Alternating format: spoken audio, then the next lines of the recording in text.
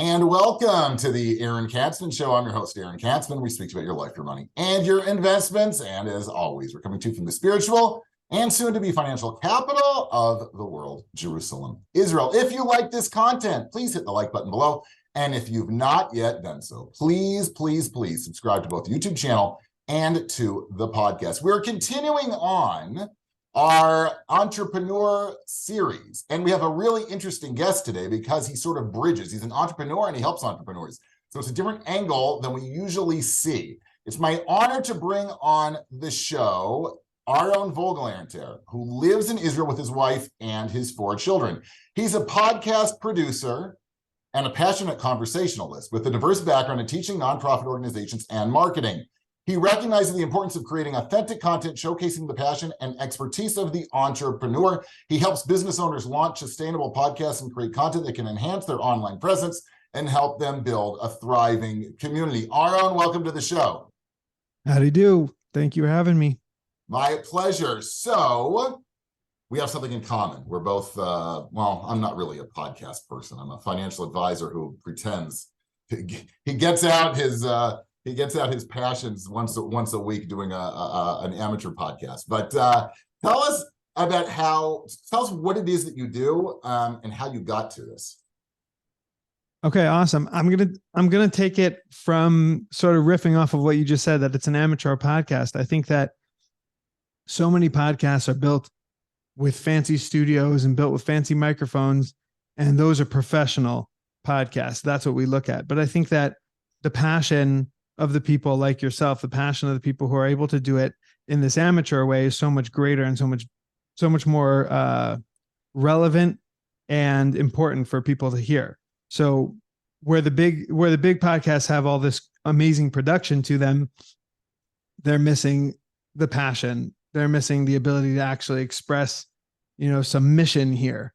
Whereas it's the amateur podcasts that really have a lot of the beauty to them. Even when we're talking about business podcasts, it's people who are mission driven, people who have want to help people, and I think that there's something to that. So I always tell podcasters, you got to start with a plug-in mic, start with something small. Don't go all out on production costs and writers and scripts and questions and even all the equipment, because it's about just getting your voice through conversation. It's about finding your own voice, but it's also about sharing the passion. And when you look at it that way, also, you don't need thousands of listeners in order to make it something successful in your mind, because even with 100, 200 listeners per episode, that's an amazing number for your business. That's an amazing number for your passion and for your hobby of sharing your voice. Those are great numbers. So I'm just riffing off of that, but that in the bigger context of what I do this is what I do. I help entrepreneurs who are passionate and who have businesses. I help them get that passion into a podcast. Let's take that. Let's find other people in your industry, in your niche, that you can speak to, that you can build a network with, people that you can eventually partner with and do business with. That's one strategy that we use. And I work podcasters, or I work entrepreneurs really through the whole podcast process to get them from this. I'm sure a lot of people have this idea like banging around in their head. Oh, I really want to start a podcast, and let's just get it out. Let's do it. Let's get you started. And something that can last past 5, 6 episodes. I've seen you've been doing this for a while. That's really where the success comes in, is keeping at it and staying at it. And that comes from the beginning. How did you get into this business? I mean, first of all, it's relatively new, right? So how did you get into this? Yeah, it's even newer, maybe even a step ahead, because that entrepreneurs want a producer. They want somebody to help them through.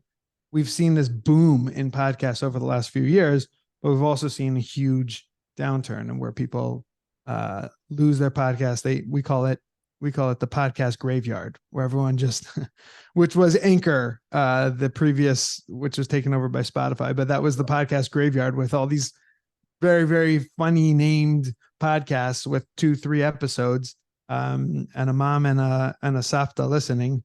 Right. So that was the graveyard. But I got into it through really, I was in education originally, and I love this idea, more of an informal education. And I was able to understand what does it take to be a formal educator, front of the room, and what the power of informal education. And from that, I started dabbling in my own podcasts. And then I realized that this is something, I started buying microphones, and every passionate educator, every passionate entrepreneur I met, I would give them a microphone and just say, you got to get your voice recorded. You got to start doing this. Mhm. And I realized that, like I was saying earlier, not all the people who have amazing things to say have the channels to say them. And I'm pretty passionate about opening up those channels for the people who actually have beautiful things to say. When you were growing up, did you like envision yourself having a business, or was it in the family, or did you have the the drive to start your own business, or how was that? You said you're going to throw me softballs. That's a loaded question, because I'm actually, Uh-oh. I can make I'm a podcaster, you know this, I can make any question complicated, but my dad is actually a rabbi, my mother an educator, community rabbi for 35 years. And it's interesting that I always thought I was going to go into education as my, working for schools or for institutions, teaching. That was the life I saw, that you show up with your passion and teach to an already made audience.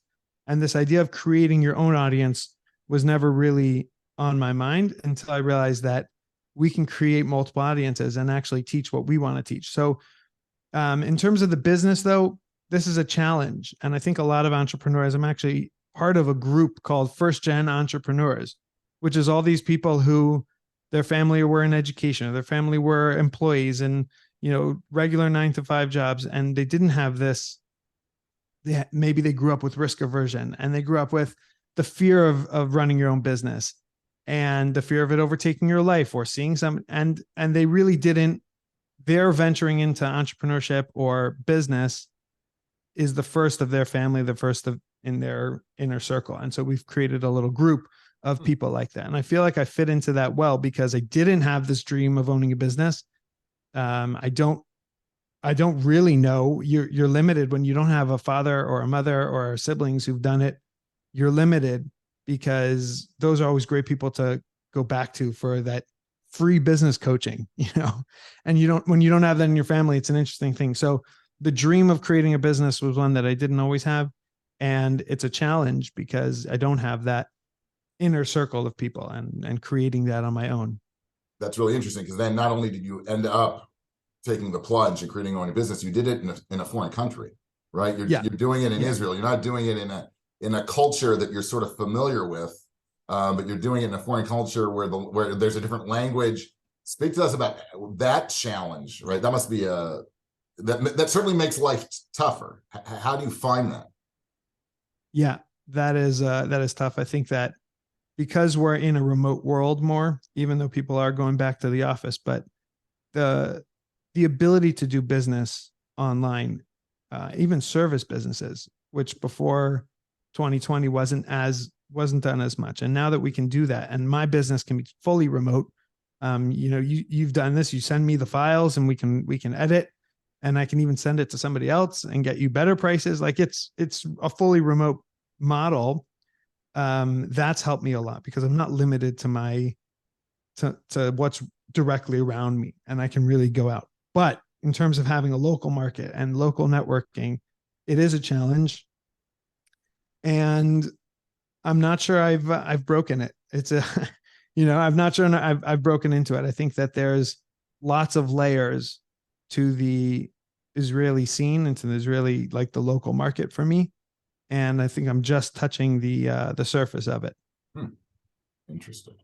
And you mentioned something that was really that piqued my curiosity, because you said that people who have sort of a family history of entrepreneurship can get free business coaching, right? They can bounce ideas off of family members who've done it already, and you don't have that.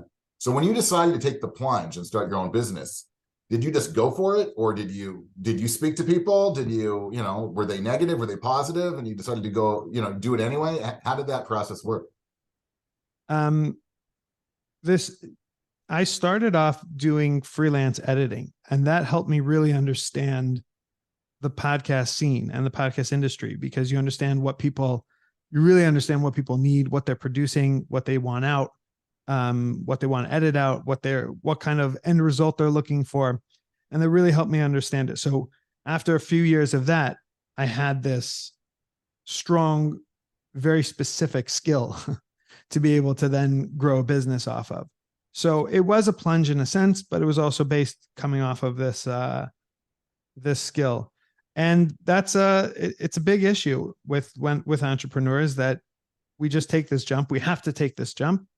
And that's the challenge, is taking the jump. If you don't take the jump, you're always going to rethink things a million times. Mm-hmm. So let's say I'm a small business owner, right? I want to find out a little bit more now about what you actually do, right? I'm a small business owner. I don't know. I own whatever. Okay. A coaching business. What's that? A coaching business. A coaching business. Okay. Yeah. And I want to grow my business. Okay. So one of the marketing outlets that I can use is a podcast. So what do? I come to you, and so we first understand the structure, how your business is working, how you're getting leads until now, and what the most important part. Some businesses, the most important thing they need to achieve right now is building a network of like-minded professionals. And so podcast helps. It's an amazing way to do that, because you have other business owners who wouldn't get on a phone call with you if you don't have a reason to get on a call. But now you invite them onto the podcast, and all of a sudden you can have a 40-minute conversation with somebody who it was hard to get on a 5-minute phone call or even a LinkedIn DM.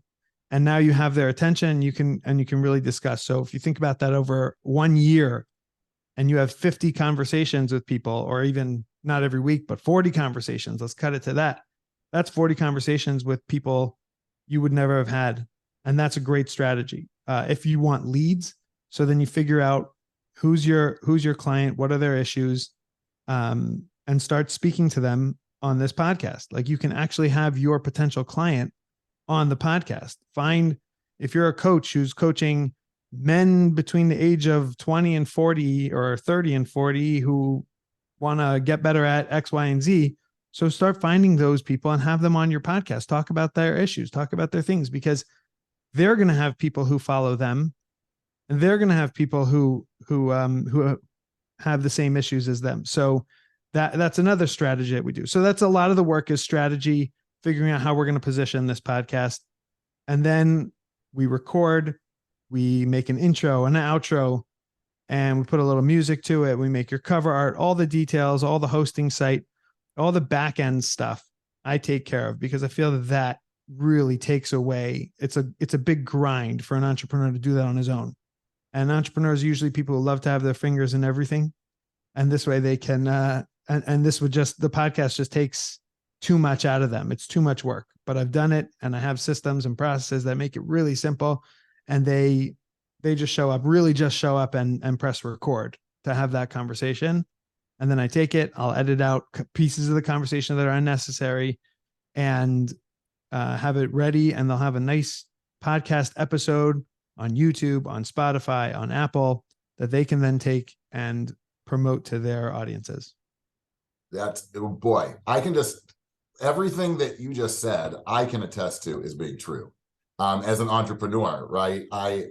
There are weeks that the viewers might notice that, I've been doing this entrepreneurial series for a while, and all of a sudden there are like these solo episodes where I'm speaking about personal finance, which is what I do for a living, and investing. But the reason is because you get busy and you forget, you can't line up the interviews, and then you've got to do the interviews, and then, and you've got 1,000 things going on, and God forbid you can outsource anything, because you've got to do it all yourself, right? Because that's why you're the entrepreneur. So, wow, what you're saying is really true. I encourage everybody to, who's thinking about this, really to reach out to you. How can people get in touch with you? So I'm all over LinkedIn. This was part of the answer to what you were saying earlier of, how do you jump into things or just jumping into business. And I felt, and I think this is important for entrepreneurs as well. So I'll stick this in, that LinkedIn as a content creator, somebody who's creating constantly content on there, it's a really great place to see and to test your content, to test your ideas, to test your expertise, because you're going to find people who are in the same industry as you. And what are they saying? What are they talking about? Do they like your content? Can they validate it? And it can work so quickly. Once you build yourself up, you can fail really fast on LinkedIn. And that's great for entrepreneurship, because you can fail and you can get back up and do it again. And it's a really wonderful place. So if anybody wants to reach out to me, LinkedIn is a great place to shoot me a DM and say, have this podcast.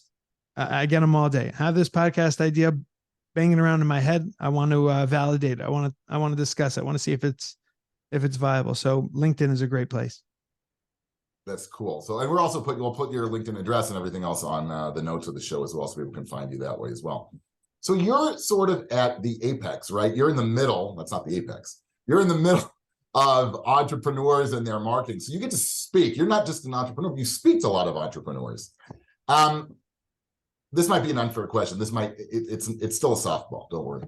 But what issues do you think is there like a common issue that you find that entrepreneurs all have, that's like a tough issue for them to break through in order to grow their business? Yeah, I don't have the full view on entrepreneurship, so I haven't seen it, and then myself haven't had enough ups and downs to know it. I've had ups and downs, but not enough to create a full picture. So I'll tell you, when it comes to sort of my wedge into the industry or into entrepreneurship, I think that when it comes to content, so entrepreneurs, they have this passion, they want to share, they're very mission driven. They want to help, they want to save, they want to do, but they're not necessarily the influencers. They're not necessarily the people who have these huge audiences. And that comes from content. What am I going to talk about? What do people want to hear from me? How am I going to talk about this so much? And I think that that's a big issue when it comes to entrepreneurs, because they have, on the one hand, the passion to share, but they don't have the channels, they don't have the way to share it. And I think that that's something I'm trying to help them with. And that's why I specifically position myself with entrepreneurs, because I believe in their missions and they can get me on it right away. And I think that's when it comes to content marketing online, when it comes to being able to distribute our passion, distribute our ideas, that's a big challenge, because you have so many options. There's so many options. Oh, just open an Instagram account, open a TikTok, but now what do I talk about? So that's a big issue. I think content marketing and sharing your vision, sharing your ideas. And finally, right, a lot of would-be and current entrepreneurs follow, watch, listen to this show. If you had like a tip for them from your own experience, from the experiences you're hearing from others, what would a tip, especially if they're thinking about coming and living in Israel, they already live in Israel, what kind of tip would you give them sort of to help ease the transition into becoming an entrepreneur? I need a good definition of the word entrepreneur. I myself don't know what it is. It's, entrepreneur, solopreneur, business owners. These things there's a lot of mixes, but it is going to be hard. Owning your own business and being atzmai in Israel is difficult, especially if you're coming from an English speaking country or the US and you feel like you have this out, but it's trusting you got to trust your abilities, and you bring something very special to the table.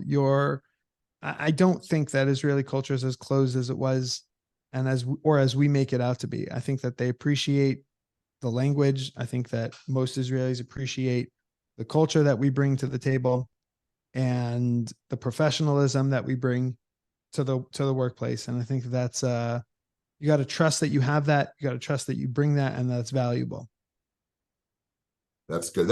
I want to thank you. This was like a sort of a real honest conversation. I think it was really, really helpful for people listening. Thanks so much for coming on. This was great.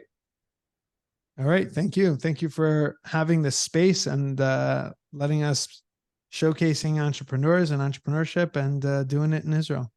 My pleasure. You've been tuning in to the Ahron Katzman Show. We speak about your life, your money, and your investments. If you like this content, please hit the like button below. If you've not yet done so, please subscribe to both the YouTube channel and to the podcast. Thanks so much for tuning in, and we'll speak to you soon.